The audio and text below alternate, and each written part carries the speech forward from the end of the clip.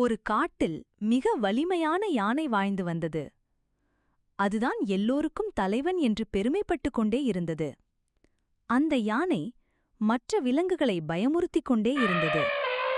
யானை எல்லோரிடமும் என்னை யாராலும் வெல்ல முடியாது என்று கத்திக்கொண்டே இருந்தது. ஒரு சிறிய கொசு பறந்து வந்து யானையை பார்த்து சிரித்தது.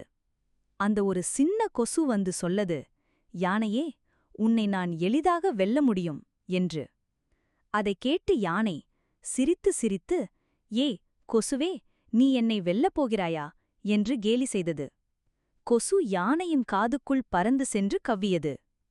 அதற்குப் பிறகு கொசு யானையின் காதுக்குள் சென்று கவ்வி கவ்வி கிறுக்கியது. யானை வேதனையில் அலறியது.